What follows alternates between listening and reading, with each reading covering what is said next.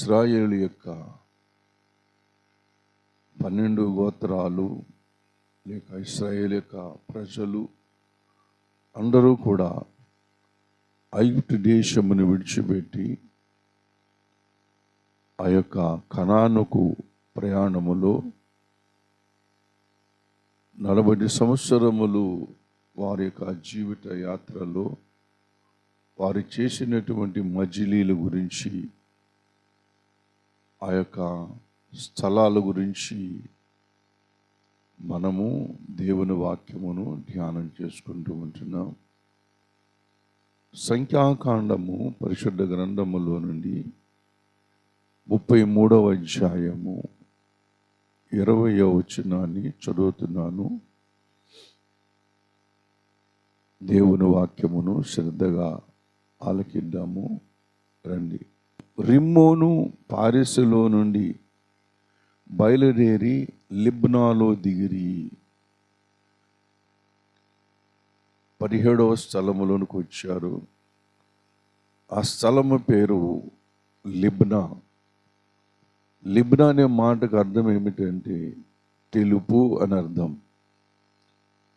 దేవుని బిడ్డలారు, ఇక్కడ కొన్ని సంగతులు ప్రత్యేకంగా దేవుడు మనకు బయలుపరుస్తూ ఉంటున్నాడు. తెలుపు దేనికి గుర్తు అని మన జీవితంలో ఆలోచన చేసినట్లయితే, ఆధ్యాత్మిక జీవితంలో పరిశుద్ధ గ్రంథము యొక్క భాషలో తెలుపు పరిశుద్ధతకు గుర్తుగా మనం చూస్తూ ఉంటున్నాం. దావీదు కూడా దేవుని దగ్గర ప్రార్థన చేస్తూ ఉంటాడు. దేవా, నా హృదయం హిమము కంటే తెల్లగా నన్ను కడుగుము అని ప్రార్థన చేసుకుంటూ ఉంటాడు. తెలుపు పరిశుద్ధతకు మరి గుర్తుగా ఉన్నది. మన ప్రభువైన యేసుక్రీస్తు వారు కూడా, దేవుడు కూడా నేను పరిశుద్ధుడును అని వారికి పరిచయం చేసుకుంటూ ఉంటున్నాడు. ఎందుకు ఆయన పరిశుద్ధతను గురించి నేను పరిశుద్ధుడునని గుర్తు చేసుకుంటున్నాడు అంటే, కొన్ని విషయాలు మనము గమనించాలి. ఓ ఇశ్రాయేలు ప్రజలారా, మీరు కనాను దేశమునకు ప్రయాణమై వెళుతూ ఉన్నారు. ఆ దేశము మీరు ఇదివరకు వచ్చినటువంటి దేశం వంటిది దేశం కాదది. అది లోకములో ఉన్నట్లుగా, లోకాచారాల్లో ఉన్నట్లుగా ఉండే దేశము కాదది. ఐగుప్తు దేశము యొక్క విధానం వేరు, ఆ దేశం యొక్క విధానం వేరు. అది ఆకాశ వర్షము జలము త్రాగుతూ ఉంటుంది. అది పాలు తేనెను ప్రవహించే దేశము. లేమి అనేది నీకు తెలియనటువంటి దేశం అది. కాబట్టి ఆ దేశమునకు వెళుతూ ఉన్నప్పుడు మీరు ఐగుప్తు దేశము యొక్క ఆచారములు కానీ, ఐగుప్తు దేశము యొక్క మరి ఆ యొక్క పనులు కానీ, మరి ఐగుప్తు దేశములో ఉన్నటువంటి ఆచారములు బట్టి కానీ, పనులు బట్టి కానీ, విగ్రహారాధన బట్టి కానీ, వారు చేసినటువంటి హేయమైన క్రియలు మీరు దేవుడైన యెహోవాకు విరుద్ధముగా చేయకూడదు. దేవుడు చెప్పిన మాటలకు విరుద్ధంగా మీరు చేయకూడదు. ఆ జీవితం మీతో రాకూడదు అని చెబుతూ ఉంటున్నాడు. లేవియాకాండము 20వ అధ్యాయము 22వ వచనములో ఇలాగ వ్రాయబడి ఉన్నది. కాబట్టి మీరు నివసించినట్లు నేను ఏ దేశమునకు మిమ్మును తీసుకుని పోవచ్చు ఉన్నాను, ఆ దేశము మిమ్మును కక్కివేయకుండానట్లు మీరు నా కట్టడలన్నిటినీ, నా విధులన్నిటినీ అనుసరించి నడుచుకొనవలెనని దేవుడు ఇక్కడ చెబుతూ ఉంటున్నాడు. మీరు నివసించినట్లు నేను ఏ దేశమునకు మిమ్మల్ని తీసుకుని పోవచ్చు ఉన్నానో ఆ దేశము మిమ్మల్ని కక్కివేయకుండా ఉండాలంటే, ఆ దేశము మిమ్మల్ని విసర్జించకుండా ఉండాలంటే, దేవుని బిడ్డలారా, కాబట్టి మిమ్మును మీరు నా కట్టడలను నా విధులన్నిటిని అనుసరించి నడుచుకోవాలని చెప్పేసి మాట్లాడుతూ ఉంటున్నాడు. ప్రభునందు నాకు అత్యంత మిక్కిలి ప్రియమైనటువంటి వాళ్ళరా, లేవియాకాండములోని 18వ అధ్యాయములోనే 3వ వచనములో కూడా ఇలా చెబుతూ ఉంటున్నాడు. లేవియాకాండం 18వ అధ్యాయము 3వ వచనం, మీరు నివసించి ఐగుప్తు దేశ ఆచారము చొప్పున మీరు చేయకూడదు. నేను మిమ్మును రప్పించుచున్న కనాను దేశ ఆచారముల చొప్పున మీరు చేయకూడదు, వారి కట్టడలను బట్టి నడవకూడదు అని దేవుడు చెబుతూ ఉంటున్నాడు. దేవుని బిడ్డలారా, దేశ ఆచారం చొప్పున కానీ అలాగే వారి కట్టడలను బట్టి కానీ మీరు చేయకూడదు, మీరు నడవకూడదు అని చెప్పేసి చెబుతూ ఉంటున్నాడు. ప్రభునందు ప్రియమైనటువంటి వాళ్ళ మరొక మాట ఏంటంటే, సంఖ్యాకాండము 25వ వచనములో చూసినట్లయితే, నేను మీ ఎదుటి నుండి వెళ్ళగొట్టుచున్న జనముల అన్నిటి వలన అపవిత్రులైరి. నేను మీ ఎదుటి నుండి వెళ్ళగొట్టుచున్న జనములు వాటన్నిటిని బట్టి ఎవరు కనాను దేశంలో ఉన్నటువంటి వాళ్ళందరినీ వెళ్ళగొడుతూ ఉంటున్నాడని చెప్పేసి లేఖనం చెబుతూ ఉంటున్నది. ప్రభునందు ప్రియమైనటువంటి వాళ్ళరా, కాబట్టి ఆ దేశము మీకంటే ముందుగానున్న ప్రజలను వెళ్ళగ్రక్కి వేసిన ప్రకారము మీ అపవిత్రతను బట్టి మిమ్మును వెళ్ళగ్రక్కి వేయకూడనట్లు మీరు అనగా స్వదేశీ కానీ మీలో నివసించు పరదేశీ కానీ ఈ హేయక్రియలన్నిటిని దేనిని చేయక ఈ నా కట్టడలను విధులను ఆచరింపవలెను అని చెబుతూ ఉంటున్నాడు. ముందుగానే జాగ్రత్త చెబుతూ ఉన్నాడు. ఇంకా అరణ్యంలోనే ఉన్నారు.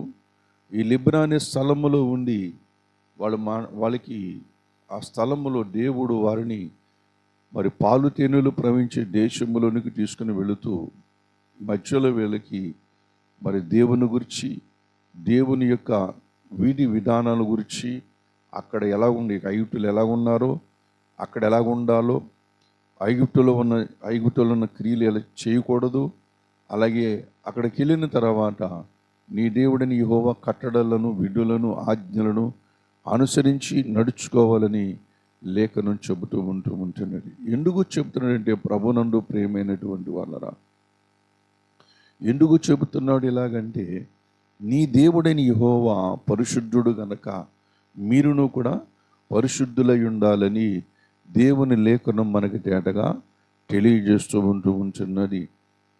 లేవియాకాండం 12వ అధ్యాయములోని 2వ వచనములో ఇలా మాట్లాడుతున్నాడు. మీరు పరిశుద్ధులై ఉండవలెను, మీ దేవుడైన యెహోవానగు నేను పరిశుద్ధుడనై ఉన్నాను అంటూ ఉంటాడు. ఎందుకు మీకు ఈ విషయాలు చెప్తున్నానంటే, నేను పరిశుద్ధుడైనటువంటి వాడని, నా దగ్గర పరిశుద్ధత తప్ప మరొక దేనికి స్థానము లేదు, నీతికి న్యాయమునకు నా దగ్గర స్థానం ఉన్నది, ఈ రెండింటికి వ్యతిరేకమైనటువంటి వాటికి నా దగ్గర స్థానము లేదు అని చెబుతూ, నేను పరిశుద్ధుడైన సమస్త ప్రవర్తనలో కూడా పరిశుద్ధుడనై ఉన్నాను గనక మీరును కూడా ఎలా ఉండాలంటే పరిశుద్ధులై ఉండాలి. నేను చెప్పినట్లుగానే మీరు వినాలి, నేను చెప్పిన ఆజ్ఞల ప్రకారంగానే మీరు నడవాలి, నేను చెప్పిన విధులను మీరు చెయ్యాలి, నేను చెప్పిన కట్టడల్లో మీరు ఉండాలి అని దేవుడు ఇశ్రాయేలు ప్రజలకు చెబుతూ ఉంటున్నాడు. ఎందుకంటే ఇశ్రాయేలు బాధ్యత అంతా కూడా ఆయన స్వాధీనంలో చేసుకుంటూ ఉంటున్నాడు. అలాగే మన ఆత్మీయ జీవితంలోనూ కూడా లోకములోంచి మనల్ని ప్రత్యేకించుకొని, మరి లోక ఆచారములోంచి మనల్ని ప్రత్యేకించుకొని, పాపములో నుంచి మనలను విడిపించి ఆయన కృపకు మనల్ని పాత్రలుగా చేసి, ఆయన చెప్పిన మాటలు మనం వినాలి అని మరి ఆఖరి ఇశ్రాయేలు, కడవరి కాలములో ఉన్నటువంటి నూతన ఇశ్రాయేలు కూడా ఈ మాటలు మనకందరికీ కూడా వర్తిస్తూ ఉంటాయి. దేవుని బిడ్డలారా, వారు అరణ్యములో ఉన్నారు. లోకమును అడవిగా చేసినటువంటి అరణ్యములో మనమున్నాం. వారు అరణ్యములో దేవుని చేత నడిపించబడుతున్నారు. అపవాది ఈ లోకమునంతా అరణ్యముగా చేసినటువంటి ఈ లోకములో మనము సత్యవాక్యమును చేతపట్టుకొని లోకమందు జ్యోతుల వలె కనబడి నిమిత్తము మనము విశ్వాసయాత్రను కొనసాగిస్తున్నాము గనక ఈ లోకాచారాలు మనం మరి చేయకూడదు, ఈ లోకమును వెంబడించకూడదు, ఈ లోకములో ఉన్న వాటిని మనం ప్రేమించకూడదు. ఈ లోకమునకు వేరే రక్షణ పొందుతుంది కాబట్టి లోకము మనలోనికి రాకూడదని చెప్పేసి దేవుడు చెబుతూ ఉంటున్నాడు. ఇశ్రాయేలు ప్రజలకు ఐగుప్తు దేశము కానీ, ఐగుప్తు దేశపు క్రియలు కానీ, ఆచారములు కానీ రానివ్వద్దని చెబుతూ ఉంటున్నాడు.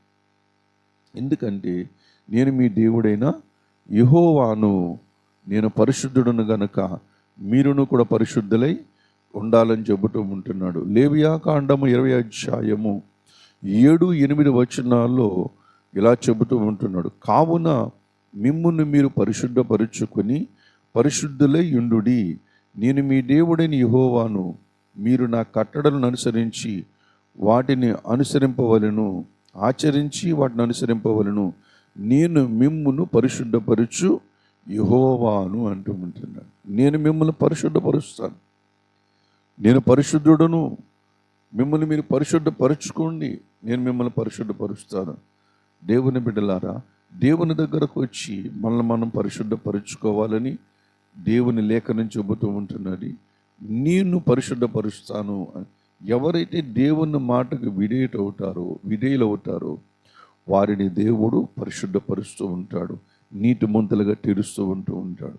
పాపైన మనుషుణ్ణి, శాపగ్రస్తుడైన మనుషుణ్ణి, మరణపాత్రుడైన మనుషుణ్ణి నీతిమంతుడుగాను, మరి మరణమును జయించువానుగాను, దేవుని మహిమను జీవమును స్వతంత్రించుకుని వానుగాను చేయగలిగిన వాడు ఎవరంటే దేవుడే. కాబట్టి ఆ దేవునికి మనము సంపూర్తిగా అప్పజెప్పుకొని విశ్వాసయాత్రను మన జీవితంలో సాగించవలసిన వారం వింటున్నామని మనవి చేస్తూ ఉంటున్నాను. కాబట్టి ప్రభునందు ప్రియమైనటువంటి దేవుని బిడ్డలారా, దేవుడు మనకు పరిశుద్ధపరచుకోవడానికి దేవుడు మనకి కొన్ని వాగ్దానములు ఇచ్చారు. వాగ్దానములు బట్టి, దేవుని వాక్యమును బట్టి, దేవుని బిడ్డలారా పరిశుద్ధాత్మిక నడిపింపును బట్టి మనమందరము కూడా మరి దేవుని యొక్క వాక్యమును బట్టి మనల్ని మనం పవిత్రపరుచుకోవాలి అనే విషయాన్ని మనకు తేటగా తెలియజేస్తున్నాడు. వాక్యమును బట్టి మన ప్రవర్తన మార్చుకోవాలి, వాక్యమును బట్టి మన ఆలోచన విధానం మార్చుకోవాలి, వాక్యమును బట్టి లోకములోంచి ప్రత్యేకించబడి దేవుడు చేయబోతున్నటువంటి ఆ నూతన లోకము కొరకు మనను మనము పరిశుద్ధపరుచుకోవాలి, నీటి ప్రవర్తన కలిగి ఉన్న వారేమై ఉండాలి. దేవుని బిడ్డలారా, యథార్థమైనటువంటి మాటలు కలిగి ఉండాలి, న్యాయమైన ప్రవర్తన మనము కలిగి ఉండాలని పరిశుద్ధ గ్రంథమైనటువంటి బైబిల్ గ్రంథం మనకు తేటగా తెలియజేస్తూ ఉంటున్నది. 2 కొరింథీ రాసిన పత్రిక 7వ అధ్యాయము 1వ వచనము. 2 కొరింథీ రాసిన పత్రిక 7వ అధ్యాయం 1వ వచనం. ప్రియులారా, మనకి వాగ్దానములు ఉన్నవి గనుక దేవుని భయముతో పరిశుద్ధతను సంపూర్తి చేసుకొనుచు శరీరమునకును ఆత్మకును కలిగిన సమస్త కల్మషము నుండి మనలను పవిత్రులుగా చేసుకొందము. ఇక్కడ దేవుని యొక్క వాక్యమును బట్టి, దేవుని వాగ్దానములను బట్టి, దేవుని నడిపింపును బట్టి మనం ఏం చేయాలంటే మనం ఏం చేయమన్నాడంటే పరిశుద్ధపరచుకోండి అంటున్నాడు. వాగ్దానాన్ని ఎందుకు ఇచ్చాడు? ప్రభు పరిశుద్ధపరచుకోవడానికి, మనము మన ప్రవర్తన మార్చుకుని దేవుని మీద ఆధారపడడానికి, దేవుని చేత కడగబడ్డానికి, దేవుని చేత నూతన పరచబడ్డానికి. ఎందుకంటే మన ప్రవర్తన మన ఆధీనములో లేదది, అది దేవుని ఆధీనములో ఉన్నది ఉండాలి కూడా. ఇశ్రాయేలు ప్రజలు కూడా దేవుని మీద ఆధారపడిన వారుగా మరి ఉండాలని వారికి చెబుతున్నాడు. మనము కూడా దేవుని మీద ఆధారపడే వాళ్ళుగా ఉండాలని చెప్పి, మీరు మీ సొత్తు కాదు అని మనతో చెప్తున్నాడు. వాళ్ళు కోరుకున్నాడు ఇశ్రాయేలు ప్రజలను ఐగుప్తు దేశానికి నడిపిస్తూ ఉంటున్నాడు. కాబట్టి ప్రభునందు ఏమిటి ఆ వాగ్దానములు? దేవుడు మనకు చేసిన వాగ్దానములు ఏంటి? వాగ్దానముల ద్వారా మా వాగ్దానాన్ని బట్టి మనం పవిత్ర చేసుకోవాలంటే ప్రభునందు ప్రియమైనటువంటి వాళ్ళ గలతీ రాసిన పత్రిక 4వ అధ్యాయము 4వ వచనం ప్రకారముగా దేవుడు తన కుమారుని లోకములోనికి పంపెను అంటూ ఉంటుంది. దేవుడు తన కుమారుని లోకములోనికి పంపెను. దేవుని బిడ్డలారా, మన పితరులైనటువంటి దేవుడు మన పితరులకు వాగ్దానం చేశారు. అబ్రహాముకు, ఇస్సాకుకు, యాకోబుకు, ప్రభునందు ప్రియమైనటువంటి వాళ్ళ ప్రవక్తలకు దేవుడు వాగ్దానం చేశాడు. అబ్రహాముకు వాగ్దానం చేశాడు, ఆదాముకు వాగ్దానం చేశాడు. ఆదామా, నేను వస్తాను ఈ భూమి మీదకి, అబ్రహామా నేను వస్తాను అని దేవుడు అబ్రహాముకు వాగ్దానం చేసిన ప్రకారముగా ఆయన ఈ భూమి మీదకి వచ్చి మనందరి కొరకు కూడా మరి కల్వరి సిలువలో మరి మన కొరకు మరి బలియాగమై మన పాపముల నుండి మన శాపముల నుంచి విమోచించాడు. కాబట్టి కుమారుని ద్వారా మన పాపములన్నీ పరిహరించుకొని తండ్రితో సమాధాన పడాలి. హల్లెలూయా. కుమారుని ద్వారా మరి కుమారుడు చేసిన యజ్ఞము ద్వారా తండ్రితో సమాధాన పడాలి. తండ్రికి నిన్ను ఏకము చేయడానికి యేసు ప్రభు వారి లోకమునకు వచ్చారని లేఖనం సెలవిస్తూ ఉంటున్నారు. ప్రభునందు ప్రియమైనటువంటి వాళ్ళరా, యేసు ప్రభు వారి భూమి మీదకి రాక మునుపు యోబు భక్తుడు అన్నాడు కదా, యోబు కలిగిన వ్యాజ్యమును బట్టి, యోబు కలిగిన కష్టాన్ని బట్టి యోబు అనేక రీతులుగా బాధపడుతున్న సమయంలో యోబు ఒక ప్రార్థన చేస్తాడు. మా ఇద్దరి మీద చెయ్యి ఉంచదగిన మధ్యవర్తి మాకు లేడు అంటూ ఉంటాడు. ఉంటే ఎంత బాగుండని అంటూ ఉంటాడు. దేవుని బిడ్డలారా, మా ఇద్దరి మీద అంటే తండ్రిని దేవుని మీద, పాపిని మనుషుడి మీద ఒకేసారి ఒక చెయ్యము దేవుని దగ్గర, ఒక చెయ్యము యోబు మీద పెట్టగలిగి ఇద్దరికి సమాధానపరచగలిగినటువంటి వాడు మధ్యవర్తి మాకుండి నీడల ఎంత మేలని చెప్పేసి అంటూ ఉంటాడు. దేవుని బిడ్డలారా, ఆ మేలు చేయటానికి దేవుడు మనకు మధ్యవర్తిగా ఈ భూమి మీదకి వచ్చాడు. ఆ కుమారుని ద్వారానే మనకి గొప్ప రక్షణ కలుగుతూ ఉంటున్నది. కాబట్టి దేవుడు చేసిన వాగ్దానం ప్రకారముగా ప్రభు యేసుక్రీస్తు వారి లోకమునకు వచ్చాడు. ఈ వాగ్దానమును బట్టి మనల్ని పవిత్రపరుచుకోవాలి. రెండవదిగా పేతురు రాసిన పత్రిక 1వ అధ్యాయము 12వ వచనములో చెబుతూ ఉంటాడు. దయచేసి చూడండి. పేతురు రాసినటువంటి మొదటి పత్రిక 1వ అధ్యాయము 12వ వచనం చదువుకున్నాం. అమూల్యమైన రక్తము చేత అనగా నిర్దోషమును నిష్కల్మషమునగు గొర్రె పిల్ల వంటి క్రీస్తు రక్తము చేత విమోచించబడితేరని ఎరుగుదురు కదా అంటూ ఉంటున్నాను. ప్రభునందు ప్రియమైనటువంటి వాళ్ళరా, అమూల్యమైన రక్తము ఉంది. ఎందుకొరకు? విమోచించబడ్డానికి, పాపము నుంచి విమోచించబడ్డానికి, మన కర్మల నుంచి విమోచించబడ్డానికి. ప్రభునందు నాకు అత్యంత మిక్కిలి ప్రియమైనటువంటి దేవుని బిడ్డలారా, మనము విమోచించబడాలి.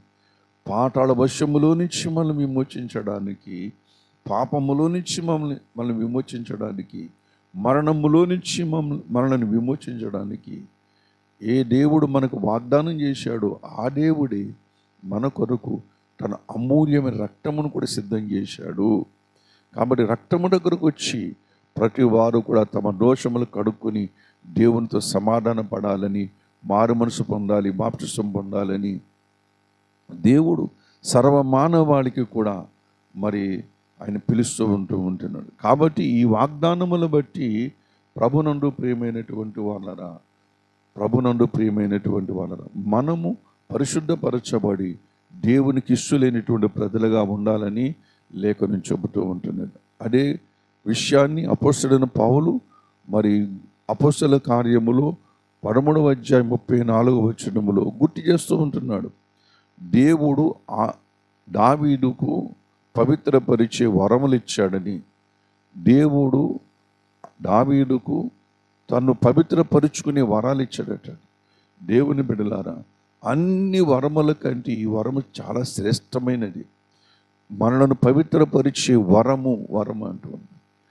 దేవుని బిడ్డలారా, ఈ వరము మనతో ఉంటే చాలు.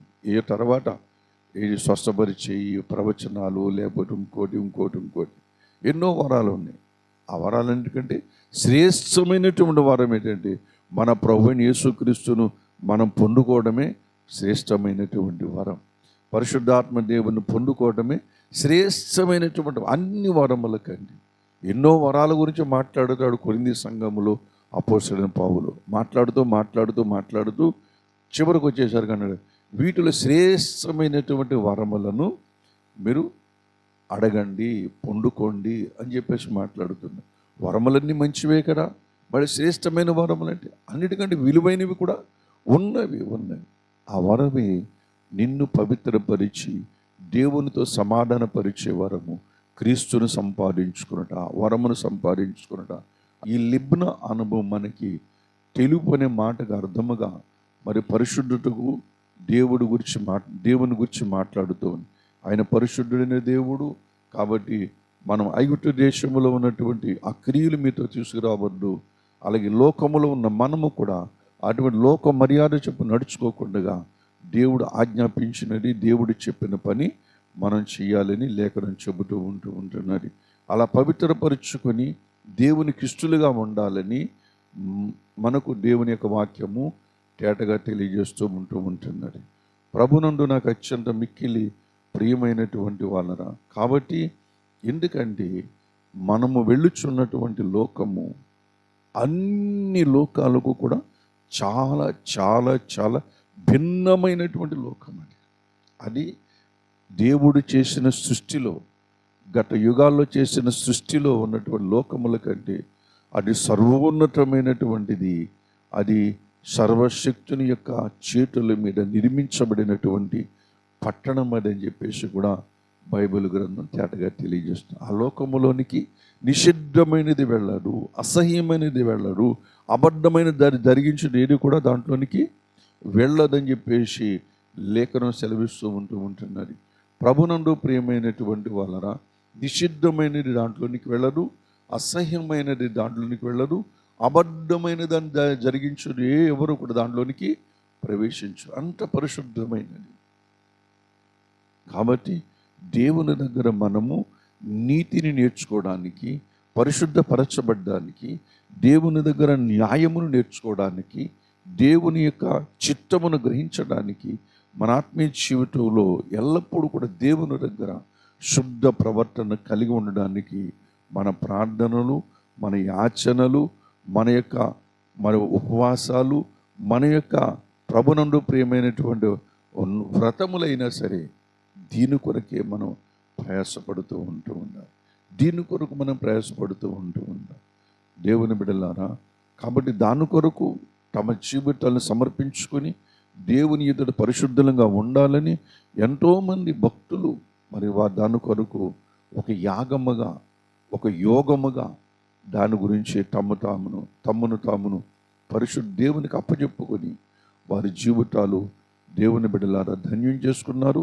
వారి జీవితాలు పరిశుద్ధ గ్రంథములో మనకి మాదిరికరముగా ఉన్నవైన సంగతి దేవుడు చదివిస్తూ ఉంటున్నాడు. దయచేసి ఒకసారి ఆ దేశము లేకపోతే మనం వెళుతున్నటువంటి దేశము గూర్చి కొన్ని విషయాలు చెప్పుకొని మనం ముగించుకుందాం. ప్రకటన గ్రంథము 21వ అధ్యాయము, ప్రకటన గ్రంథము 21వ అధ్యాయము 11వ వచనాన్ని నేను చదువుతున్నాను, శ్రద్ధగా ఆలకించండి. దాని యందలి వెలుగు దగదగ మరియు సూర్యకాంతము వంటి అమూల్య రత్నమును పోలి ఉన్నది. ఆ పట్టణమునకు ఎత్తైన గొప్ప ప్రాకారమును 12 గుమ్మములు ఉండెను. ఆ గుమ్మముల యొద్ద 12 దేవదూతలు ఉండేరి. ఇశ్రాయేలు 12 గోత్రముల నామములు ఆ గుమ్మముల మీద వ్రాయబడి ఉన్నవి. తూర్పు వైపున 3 గుమ్మములు, ఉత్తర వైపున 3 గుమ్మములు, దక్షిణ వైపున 3 గుమ్మములు, పశ్చిమ వైపున 3 గుమ్మములు ఉన్నవి. ప్రభునందు ప్రియమైనటువంటి వానర, ఆ పట్టణము ప్రాకారము 12 పునాదులు గలది. ఆ పునాదుల పైన గొర్రెపిల్ల యొక్క 12 అపోస్తలుల 12 పేర్లు కనబడుచు ఉన్నవి. ఇలాగా ఆ పట్టణము గురించి వివరించుకుంటూ వస్తూ ఉంటున్నాడు. దాని గొప్ప ప్రాకారము కలిగినటువంటి గుమ్మములు, ప్రాకారము కలిగినటువంటి పట్టణము, గొప్ప ప్రాకారమును ఆ దేశము చుట్టూ లేక ఆ నగరము చుట్టూ మరి ఎంత పెద్దదో మరి మనకు తెలియదని దేవుని బిడ్డలారా, ఎంత ఉన్నతమైనదో మనకి తెలియదు. పరలోకము గురించి తెలిసిన సమాచారం కొద్దిగానే కనబడుతుంది, కానీ మన దేవుని దగ్గర ధ్యానం చేస్తున్నప్పుడు అది ఎంతో విశాలమైనటువంటి గొప్ప దేశమని లేఖనం ద్వారా కూడా మనము గ్రహించగలుగుతూ ఉంటున్నాం. దయచేసి 21వ అధ్యాయంలోనే 12వ వచనంలో చూసినట్లయితే, ఆ పట్టణపు ప్రాకారపు పునాదులు అమూల్యమైన నానా విధ రత్నములతో అలంకరింపబడి ఉండెను. మొదటి పునాది సూర్యకాంతపు రాయి, రెండవది నీలము, మూడవది యమునా రాయి, నాలుగవది పచ్చ అని వివరించుకుంటూ వస్తున్నాడు. ఆ పట్టణం ప్రాకారం అని చుట్టూరు, ఆ దేశం చుట్టూరు ఉన్న గోడ గురించి మాట్లాడుతూ ఉంటున్నాడు. గృహాల గురించి కాదు, నివాసాల గురించి కాదు, దేవాలయం గురించి కాదు మాట్లాడు. చుట్టూ ఉన్న ప్రాకారముని అమూల్యమైన రత్నములతో, యమున రాయులతో, మరి పచ్చలతో, పునాదులు పెద్ద పెద్ద రాళ్ళు మరి అక్కడ పునాది ఆ పట్టణ ప్రాకారానికి ఉన్నదని లేఖనము సెలవిస్తూ ఉంటుంది. పట్టణము ప్రాకారం ఎక్కడో దూరముగా దేశానికి బోర్డర్లో ఉన్నటువంటి పట్టణము యొక్క ప్రాకారము పునాదులే అటువంటి గొప్ప గొప్ప మరి ఊహలకు అందనటువంటి విషయాలు ఇక్కడ మనకు కనబడుతూ ఉంటుంది. అందుకనే భక్తులు కూడా ఊహించుకోలేక గ్రహించుకోలేక తెలుసుకోలేక వాటిని ఎలాగా భూమి మీద వాళ్ళకి ఏ భాషతో మాట్లాడో తెలియలేక పురుషోత్తమ చౌదరి అంటారు, చేతులతో అంటరాని కన్నులకు గోచరము గాని మరి ఎన్నెన్నో దేవుడు అక్కడ సిద్ధపరిచాడు. నోటితో వల్లించలేనటువంటి, నోటితో చెప్పలేనటువంటి, చేతులతో తాకలేనటువంటివి, హృదయానికి గోచరము కానటువంటి విషయాలు ఎన్నెన్నో ఉన్నాయంటున్నాడు అక్కడ. దేవుని బిడ్డలారా, పట్టణము ప్రాకారమునకే మరి ఇటువంటి పునాదులు వేస్తున్నాడంటే, రత్నములతో అలంకరిస్తున్నాడంటే, మొదటి పునాది సూర్యకాంతపు రాయి, రెండవది నీలము, మూడవది యమునా రాయి, నాలుగవది పచ్చ. మనం గోల్డ్ షాపులకు వెళ్ళి ఉంగరాలు చేయించుకున్నా, మరి ఏ వస్తువులు చేయించుకున్నా, ఒక చిన్న రాయి కొనాలంటే ఒరిజినల్ రాయి అని చెబుతూ ఉంటారు. ఆ రాయి కొనాలంటే ఎన్ని లక్షలు పెట్టాలి ప్రభునందు ప్రియమైనటువంటి వాళ్ళరా. కానీ దేవుడు ఆ పట్టణానికి ఇంత గొప్ప మరి విలువ కలిగినటువంటి పట్టణం ప్రాకారం కడుతూ ఉన్నాడు. గృహాలు కాదు, ఇల్లు కాదు, నివాసాలు కాదు కడుతున్నది. ప్రభునందు ప్రియమైన పట్టణం ప్రాకారమునే అలా కడుతూ ఉంటున్నాడు. మరి గృహాలు ఇంకెంత ఉన్నతంగా దేవుడు నిర్మిస్తాడు చూడండి. అందుకని యేసే అన్నాడు, నా తండ్రి ఇంట అనేకమైన నివాసములు కలవు అని చెప్పేసి పిలుస్తూ ఉంటున్నాడు. కాబట్టి ప్రభునందు ప్రియమైన వాళ్ళ దాని ప్రాకారములు గొప్ప ప్రాకారములు చెప్పు. దానికి 12 గుమ్మాలు ఉన్నాయి. అంటే తూర్పున ఒక గుమ్మము, మరి పడమన ఒక గుమ్మము, దక్షిణమున ఒక గుమ్మము, అలాగే ఉత్తరమున గుమ్మము. అనగా ఆ దేశమునకు పొలిమేరలు గుర్తుపెట్టుకోవాలి మనం. ఆ దేశమునకు లేక ఆ రాజ్యమునకు లేక ఆ పట్టణమునకు, ఎంతో విశాలమైనటువంటి పట్టణమునకు దేవుని బిడ్డలారా, అది మరి దాని తూర్పు భాగమున, అలాగే పడమర భాగమున, అలాగే దక్షిణ భాగమున, ఉత్తర భాగమున నాలుగు గుమ్మాలు ముత్యములతో కట్టబడినటువంటి గుమ్మాలని చెబుతూ ఉంటున్నాడు. 21వ వచనములో దాని 12 గుమ్మములు 12 ముత్యములు ఒక్కొక్క గుమ్మము ఒక్కొక్క ముత్యముతో కట్టబడి ఉన్నది. దేవుని బిడ్డలారా, మనం కట్టుకున్న గుమ్మాలు చాలా చిన్నవి, కానీ దేవుడు అంత పెద్ద గుమ్మం కడుతున్నాడు. అక్కడ ఆ పరలోక నిర్మిస్తున్నాడు. ఒక్కొక్క గుమ్మం దగ్గర ఒక్కొక్క దూత, 12 దూతలు కావలిగా ఉన్నారని కూడా చెబుతూ ఉంటున్నాడు. అంతేకాదు ప్రభును ఆ గోత్రకర్తల పేర్లు కూడా ఆ గుమ్మముల మీద రాయబడి ఉన్నవి. ఈనాడు మనకు బోధకులుగాను, మనకు అపొస్తలుగాను, ప్రవక్తలుగా ఉన్నటువంటి మరి యేసుప్రభు శిష్యుల యొక్క 12 మంది పేర్లు కూడా ఆ గుమ్మముల ఆ యొక్క పునాదుల మీద ఉన్నట్లుగా మనం చూస్తున్నాం. అందరికీ పునాది అపోస్తలుల బోధ అని చెబుతున్నాడు ఇక్కడ. అపోస్తలుల బోధన బట్టి ఎవరైతే తమ జీవితాన్ని కట్టుకుంటూ ఉంటారో వారు మాత్రమే దేవుని రాజ్యములో ఉంటారని లేఖనం సెలవిస్తూ ఉంటున్నది. ప్రభునందు ప్రియమైన కాబట్టి మన ఆత్మీయ జీవితంలో ఆ పరలోక పట్టణం ఎంతో మహిమ కలిగినటువంటి పట్టణము, ఎంతో సర్వోన్నతమైనటువంటి పట్టణము. ఆ పట్టణములో ప్రభునందు సూర్యుడు ఉండడు, దేవుడే, దేవుని మహిమయే ఆ పట్టణం వెలిగి ఉంటుంది. రాత్రి ఉండదు అక్కడ. ప్రభునందు ప్రియమైన వాళ్ళరా, రాత్రి అక్కడ ఉండదు. మన ఆత్మీయ జీవితంలో అక్కడ ఎప్పుడు కూడా వెలుగులోనే ఉంటూ ఉంటాం. అంటే అక్కడ పగల ఉండదు, రాత్రి ఉండదు, అక్కడ సముద్రము కూడా ఉండదు. ఎప్పుడు వెలిగే ఉంటూ ఉండదు, దేవుడే వెలుగై ఉంటూ ఉంటాడు. ఆ పట్టణంలోనికి వస్తూనే వెళ్తూ ఉంటారు. మరి దేవుడు ఇక్కడ మనకు రోజులు నియమించాడు. మరి ఆ రోజుల్లో మరి అక్కడ యుగానికి ఒక రోజు, లేకపోతే మరి మనకు తెలియదు అక్కడికి వెళ్ళిన తర్వాత, కానీ ఆ విషయాలు మనకి తెలియదు. కాబట్టి అక్కడి పగలేమాత్రము కూడా గుమ్మములు వేయబడవని చెప్పేసి ఎప్పుడు కూడా ద్వారాలు తెరవబడుతూ ఉంటే దాంట్లో అనేకమైన ఆరాధనలు జరుగుతూ ఉంటాయి. ఎల్లప్పుడూ ఆరాధనలు జరుగుతూ ఉంటాయి, పనిపాట్లు ఉంటాయి, పరలోకములు అన్నీ ఉంటాయి, పాపం తప్ప. దేవుని బిడ్డలారా, చక్కటి భోజనం ఉంటుంది, చక్కటి ఆకలి అనే బాధ తెలియదు అక్కడ, మరణం అనే భయము లేదు అక్కడ. దేవుని బిడ్డలారా, మరి రోగం అనే భయము కూడా అక్కడ లేదు. ఈ భూలోకములో సంభవించిన ఏది కూడా అక్కడ ఉండదు. దీనికి వేరుగా ఆ మహిమ లోకములో ఉంటున్నది. ఆ లోకములోనికి మనం వెళుతూ ఉన్నాము కాబట్టి దేవుని బిడ్డలు ఇశ్రాయేలు జీవిత చరిత్రను మనం మాదిరిగా చేసుకుని లోకం మనలోనికి రాకుండా మనలను మనం కాపాడుకోవాల్సిన, ప్రొటెక్ట్ చేసుకోవాల్సిన బాధ్యత మన మీద ఉన్నది. అందుకనే మనము ఈ లేఖనాల చేత మనం పరిశుద్ధపరుచుకోవాలి. ఎందుకంటే నీ దేవుడని యెహోవా పరిశుద్ధుడు కనుక మనమును కూడా పరిశుద్ధులమై ఉండాలని ఈ లిబ్నా అనుభవంలో దేవుడు వారికి కొన్ని సంగతులు అక్కడ తెలియజేస్తున్నాడు. ఆ సంగతులు మనకి ఇక్కడ ఏం చేస్తున్నాడు, తెలియజేస్తూ ఉంటున్నాడు. ప్రభునందు ప్రియమైనటువంటి వాళ్ళరా, మరి ఆ తెలియజేసిన సంగతులను బట్టి ఈ భూమి మీద యథార్థంగా నడిచినటువంటి బిడ్డలు ఉన్నారు. అలాగే నడిచి వాళ్ళ జీవితాలు ధన్యము చేసుకున్నారు.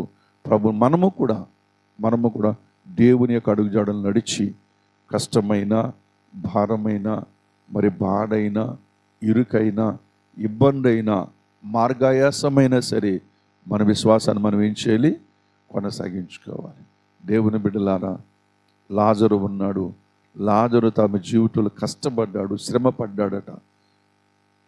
అన్ని రోగములు ఉన్నప్పటికీ, జీవనాధారం లేనప్పటికీ, అతనికి తలదాచుకోవడానికి గృహము లేనప్పటికీ, దేవుని బిడ్డలారా, ఆ యొక్క ఆకుల్లోంచి ఆకుల్లో పడుతున్న తినగా మిగిలిన ఆ మెతుకులు తింటూ ఈ భూమి మీద జీవనం సాగించి దేవుని మహిమలోనికి వెళ్ళినట్లుగా బైబిల్ గ్రంథం చదివిస్తుంది. కాబట్టి ఐగుప్తులో ఉన్నట్లుగా మరి మనకి అరణ్యములు ఉండాలని కోరుకున్నారు ఇశ్రాయేలు ప్రజలు.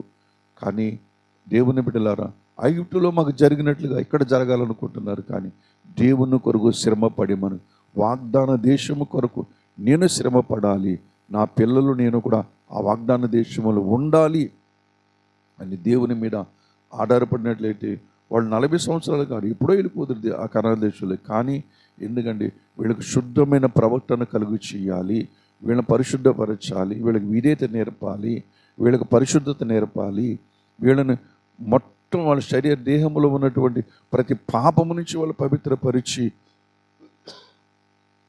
కనానుకు తీసుకువెళ్ళాలని దేవుడు సంకల్పించి, ప్రభునందు ప్రియమైనటువంటి వాళ్ళరా, దేవుడు వారిని అరణ్యములో పవిత్రపరుస్తూ కనానుకు నడిపిస్తూ ఆయా పరిస్థితుల ద్వారా దేవుడు వారిని నడిపిస్తూ ఉంటున్నాడు. అలాగనే ఈ కడవరి తరములో దేవుడు పరిశుద్ధాత్మ ద్వారా, పరిశుద్ధాత్మ మేఘము కింద మనల్ని కూడా నిత్య కనానులోనికి, మరి శాశ్వత కనానులోనికి దేవుడు మనల్ని కూడా నడిపిస్తున్నాడు. అక్కడికి వెళ్ళాలంటే మనకి ఏముండాలి, పరిశుద్ధత ఉండాలి. పరిశుద్ధత లేకుండా ఎవడు ప్రభుని చూడాడు. ఓ ఇశ్రాయేలు ప్రజలారా, ఈ లిబ్నాలో ఈ సంగతి మీరు నేర్చుకోండి. మీ దేవుడని యెహోవా పరిశుద్ధుడు కనుక మనము కూడా ఏమై ఉండాలి, పరిశుద్ధులమై ఉండాలని ఇశ్రాయేలు ప్రజలు చెబుతున్నాడు. అదే సంగతి దేవుడు మనకు కూడా చెబుతూ ఉంటున్నాడు. వాళ్ళకి మనకి ఒకటే న్యాయం. కాబట్టి వాళ్ళకి మనకి అందరికీ ఒకటే పద్ధతి, అన్యజనులకు ఒకటే పద్ధతి. ఇశ్రాయేలు ప్రజలకు ఇచ్చిన పద్ధతి అన్యజనులకు వర్తిస్తూ ఉంటున్నది.